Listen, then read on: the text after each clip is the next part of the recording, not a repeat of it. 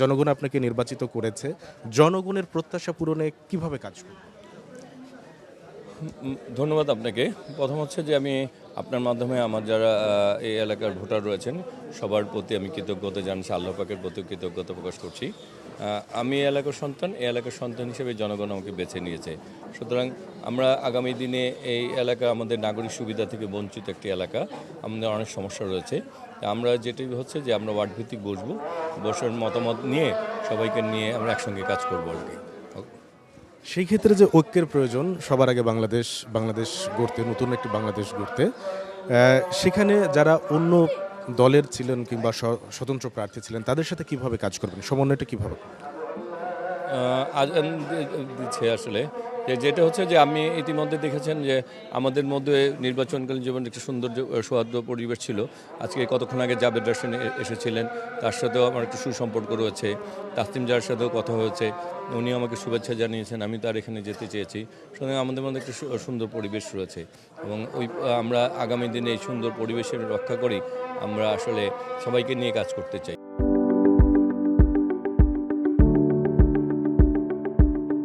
এবং যেহেতু আমরা নিজেদের প্রার্থীদের মধ্যে যদি একটা সুন্দর পরিবেশ থাকে আমাদের রাজনৈতিক দলগুলির মধ্যেও, তাহলে সেটা আমাদের আগামী দিনে ঢাকার উন্নয়নে আমাদের জন্য অনেক সুবিধা হবে।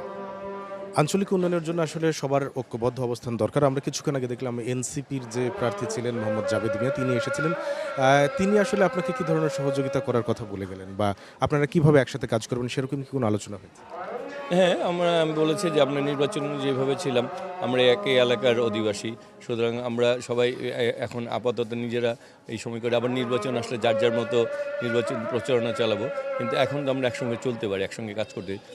উনিও রাজি হচ্ছেন, সুতরাং আমার মনে হয় যে আমাদের দ্বারা এটা সম্ভব হবে। ওয়ার্ড ভিত্তিক যে আলোচনা করে অগ্রাধিকার ভিত্তিতে কাজ করার কথা বলছেন, সেটি আসলে কতদিন মধ্যে করবেন? কারণ হচ্ছে একদিনও আসলে নষ্ট করার সময় নেই সাধারণ মানুষের জীবন যাপনকে সহজ এবং স্বস্তিদায়ক করার জন্য। জনপ্রতিনিধি হিসেবে কতদিনের ভেতরে এইসব আলোচনা শুরু করবেন বলে? আমরা যে দায়িত্ব নেওয়ার পরপরই আমরা আমাদের শপথ গ্রহণ করার পর আমি ইতিমধ্যে আসলে কাজ শুরুই করে দিয়েছি, কারণ আমার সাথে এই এলাকায় তো আমি বসবাস করি।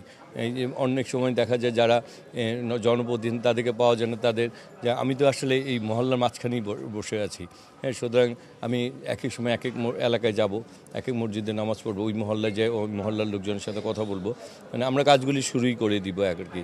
আমরা কাজগুলি এখন থেকে শুরু করব যাতে আমরা সর্বোচ্চ পাবো। কিন্তু ধরেন আমাদের একটা, যেহেতু আমাদের দল সর্বোচ্চ ভোট পেয়ে একটা সংখ্যাগরিষ্ঠতা পেয়েছে, সেক্ষেত্রে আমাদের দলের যখন দায়িত্ব নিবে তখন কাজগুলি করা আমার জন্য আর সহজ হবে। ধন্যবাদ আপনাকে আমাদের সাথে একটু সময় দেওয়ার জন্য।